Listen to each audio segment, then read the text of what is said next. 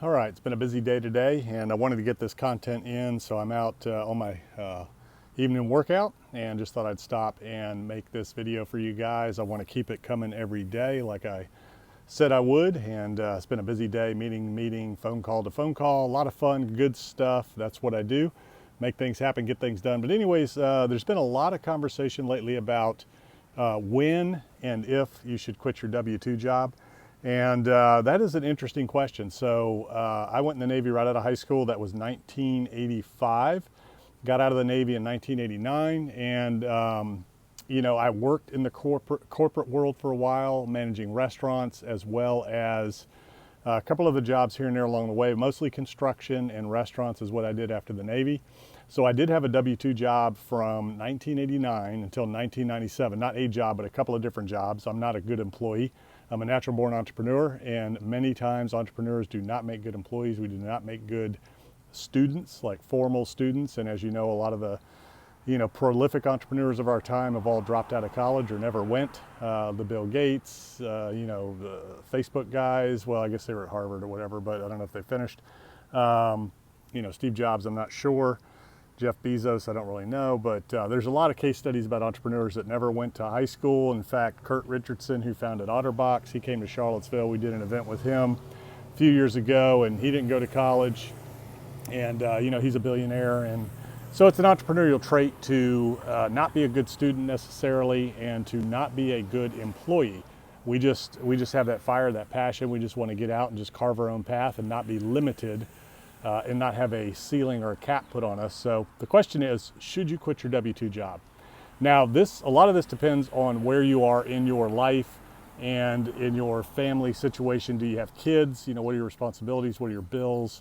How much money do you have in the bank? Things like that. And more importantly, what are your skills and your abilities to earn and generate income to replace that steady paycheck? And the thing that you really need to think about is you want to make sure that you've got at least 6 months to a year's worth of savings to cover you when you step out on your own, depending on what it is you're going to do, what your skill level is, what your ability to earn is, and if you're currently doing a side gig that could go full time, you just want to make sure that you can offset that income and cover it, for a good period of time until you can replace that income.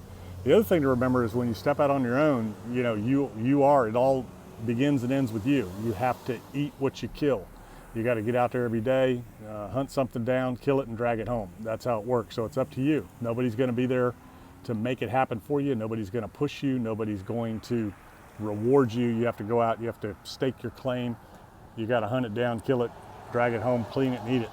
So that's kind of how I'm wired. When I started out, my kids were young. They were 3 and 5, and we didn't need a ton of money, and I had some skills in construction, so it wasn't hard to replace the income that I needed to replace. So I just went out, started doing some side jobs, and made it happen, and built everything from there. And that was 1997, and I never looked back. And here we are in 2019. So it's been 23 years now that I've been self-employed, and there's been ups and downs. It hasn't always been great.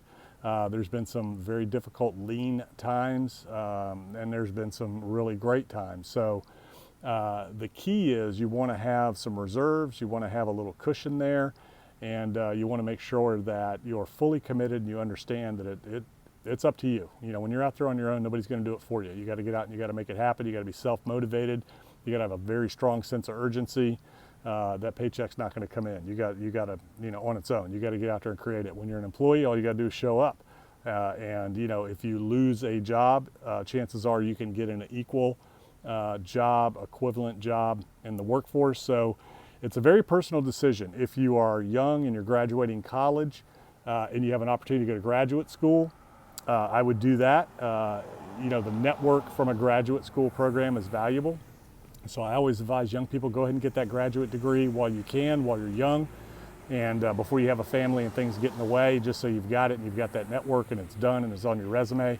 If you have a PhD you want to get, you can work on that as well and go ahead and knock that out while you're young, before you have kids and a family and obligations.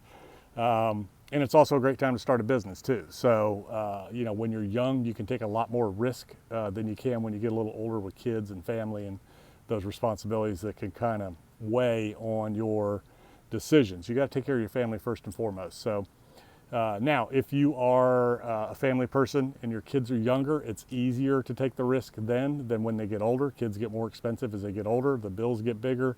You got to send them to college and weddings, and all those types of things happen. Cars, insurance for the cars.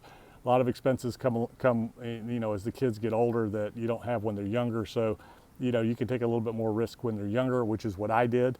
But that's just a path I was on. I always knew that I was going to be self-employed. I always knew that I wanted my own business, no matter what.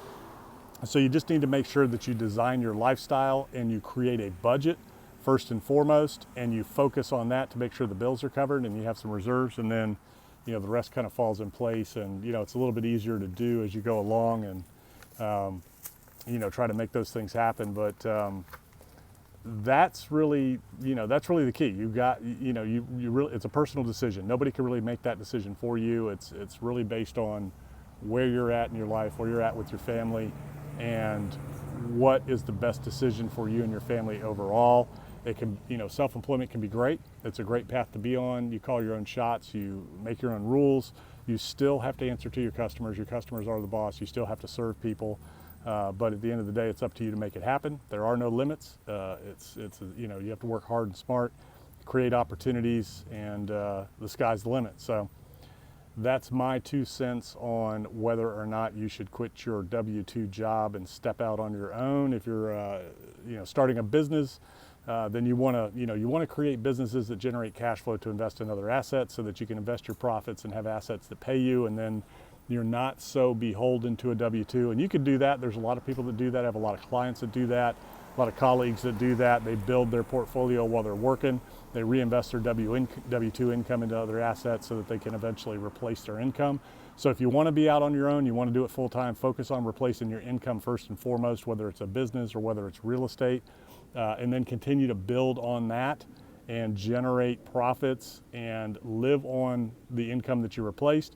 Take the excess and continue to invest that in other assets to pay for your lifestyle, to pay for your house, pay for your cars, things like that. So you want to create businesses that generate profits and cash flow to invest in other assets that then pay for your lifestyle and things like that. So that's how you do it. That's your decision. It's something that you really need to sit down, put on paper, and really make sure that that it's what you want to do and it's the best decision for you and your family. And I hope you have a great evening, and we will talk to you soon.